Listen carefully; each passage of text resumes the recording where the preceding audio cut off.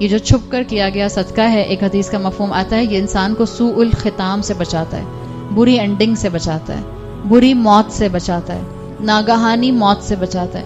خوب صدقہ کیا کریں، خوب صدقہ کیا کریں، اللہ کی رحمت آپ کے اوپر نازل ہوگی۔ صحابہ کے لیے آتا ہے کہ راتوں میں گھر سے نکل جایا کرتے تھے اور غرباء کو ڈھونڈ ڈھونڈ کر ان کو صدقہ دیا کرتے تھے۔ بعض صحابہ کے لیے آتا ہے خاموشی سے ان گھروں کے باہر جن کے بارے میں وہ جانتے تھے کہ یہ غریب ہیں، ان کے گھروں کے باہر کھانا رکھ کر چلے جایا کرتے تھے، اناج رکھ کے چلے جایا کرتے تھے، سیکرٹ صدقہ کیا کرتے تھے۔ حضرت ابو ہریرہ سے صحیح مسلم میں حدیث آتی ہے جس کا مفہوم یہ ہے کہ ایک شخص تھا، آپ صلی اللہ علیہ وسلم نے بتایا ماضی میں ایک شخص تھا جس کو چھپ کر صدقہ کرنے کا بڑا شوق تھا۔ ایک رات اس نے فیصلہ کیا کہ وہ رات میں نکلے گا اور کسی کے ہاتھ پہ صدقہ رکھ دے گا۔ اب آپ امیجن کریں کہ یہ ہمارے شہر کی طرح کا معاملہ نہیں ہوتا تھا، وہاں پر تو جس کے ہاتھ میں چراغ ہوتا تھا، جس کے ہاتھ میں کوئی اس کی جو ہے وہ لالٹین ہوتی تھی، اس کے پاس روشنی ہوتی تھی، ادروائز تو پچ ڈارک ہوتا تھا، صرف آسمان پر ستارے اور چاند کی روشنی ہوتی تھی، وہ بھی اگر فل مون ہو تو، ورنہ تو اندھیرا ہوتا تھا۔ تو لوگ چلتے ہوئے بس ایک سایہ دیکھا کرتے تھے کہ کوئی چلتا ہوا آ رہا ہے، یہ نہیں پتا چلتا تھا کہ کون چلتا ہوا آ رہا ہے۔ تو اس شخص نے فیصلہ کیا کہ یہ رات میں جائے گا اور چھپ کر صدقہ کرے گا۔ اس میں آتا ہے تصدق اللیل علی زانیہ، اس نے کیا کیا، اس نے اندھیرے میں ایک پروسٹیٹیوٹ کے ہاتھ پہ صدقہ رکھ دیا۔ جب صبح اٹھا اور شہر میں گیا تو لوگوں میں باتیں ہو رہی تھیں، اس نے سنا، وہ لوگ باتیں کر رہے تھے کہ تمہیں پتا چلا رات میں کسی نے زانیہ کے ہاتھ پر صدقہ رکھ دیا۔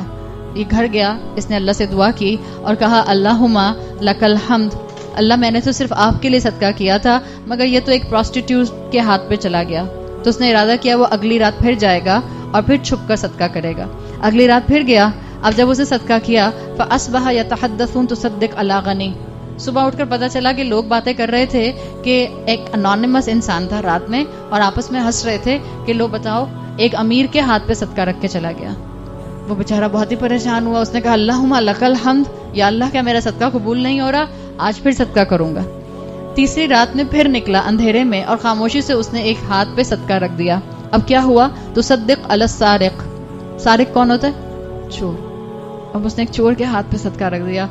اب میں یہ حدیث پڑھتی ہوں مجھے خیال آتا ہے چور بھی کتنا جینون تھا، یعنی چور نے صبح سب کو بتا دیا کہ ایک شریف آدمی رات میں میرے ہاتھ پہ صدقہ رکھ کے چلا گیا۔ آپ اس حدیث کو پڑھیں تو آپ کو معاشرے کی خوبصورتی نظر آتی ہے، چور بھی صبح اٹھ کے بتا رہا ہے کہ کسی نے مجھے صدقہ دے دیا۔ تو لوگ اس شخص کا پھر مذاق اڑانے لگ گئے کہ پھر کوئی انونیمس آیا تھا اور اس نے چور کے ہاتھ پہ صدقہ رکھ دیا۔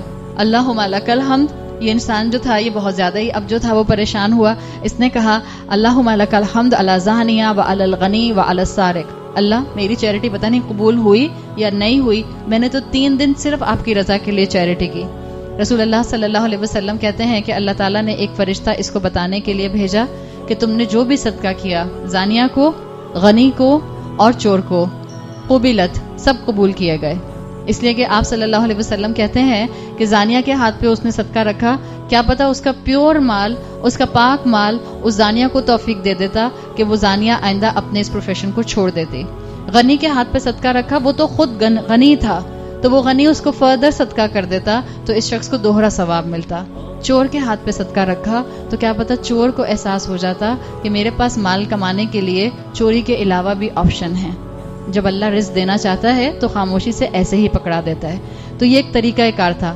آپ نے زین العابدین کا نام سنا ہے، رسول اللہ صلی اللہ علیہ وسلم کے گریٹ گرینڈ سن۔ زین العابدین کے لیے مشہور تھا کہ ان کی موت کے بعد یہ بات ڈسکلوز ہوئی جو کتابوں میں ملتی ہے کہ ہر رات تقریباً 100 گھروں کے باہر مدینہ میں کوئی نہ کوئی کھانے کی چیز چھوڑ کر آ جایا کرتے تھے۔ بعض دفعہ بڑی بڑی بوری اناج کی اٹھا کے کسی غریب کے گھر کے باہر رکھایا کرتے تھے۔ وہ تو جب ان کا انتقال ہوا اور ان کو غسل دیا گیا تو ان کے شولڈرز کے اوپر بوری اٹھانے کے، بوجھ اٹھانے کے نشانات سے پتہ چلا۔